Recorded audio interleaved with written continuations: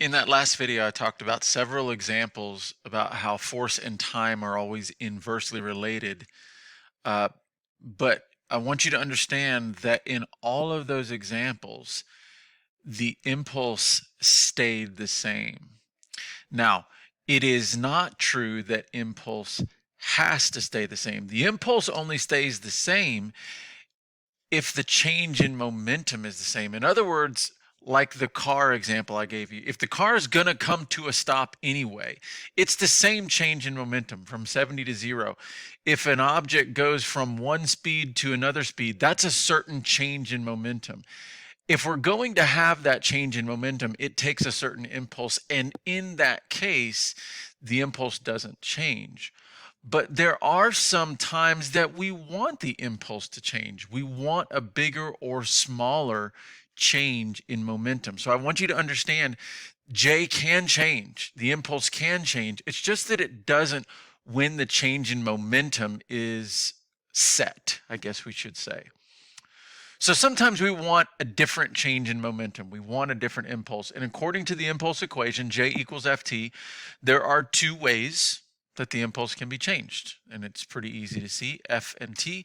We can change the force and we can change the time. Both of those things can change the impulse. Again, this is in a scenario where the impulse is not being held constant. We're wanting to change the impulse. We're wanting to get a bigger or smaller change in momentum. So for instance, hitting a home run. In this case, you want a bigger change in momentum. This is not a case where impulse doesn't change. We want as big of a change in momentum as possible for that baseball. Well, how do you hit a home run? Well, it's really easy. You hit the ball really hard. The thing about hitting a baseball is you can't really change the time of impact very much between that ball and that bat. It'll change a little bit, but not very much. So the only thing we can really play with the J and equals Ft equation is the force. We simply hit the ball harder. We apply a greater force. In other words, the increased force yields an increased impulse. F goes up, J goes up because F goes up. And again, in this case, it's because the time is basically not really changing. The time of impact is kind of set here. That's what gives the ball a greater change in momentum, a greater impulse, and sends it sailing over the left field wall. So that's an instance where we want impulse to be increased as much as possible. There are other instances where we want the impulse to decrease as much as possible, like this tablecloth trick. So all these dishes stay on the table. There's a lot of things going on here, but one of them is this. So check this out. If the dishes fly off the table, friction is what causes that to happen. Friction is what causes the dishes to move.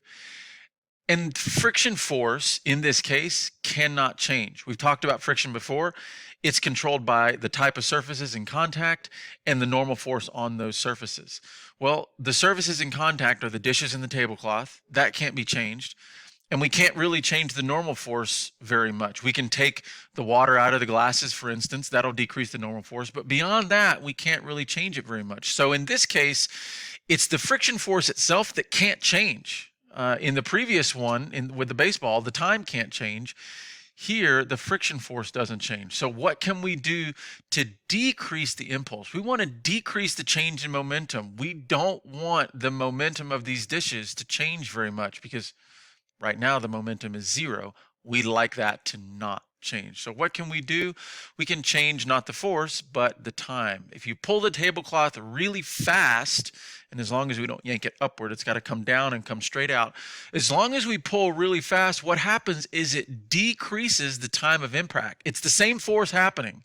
This force is the friction force, and that cannot change. But what we're doing is we're decreasing the time over which that force acts, and that decreases the impulse, which decreases the change in momentum, which makes it a lot more likely that those dishes are going to stay where they were before.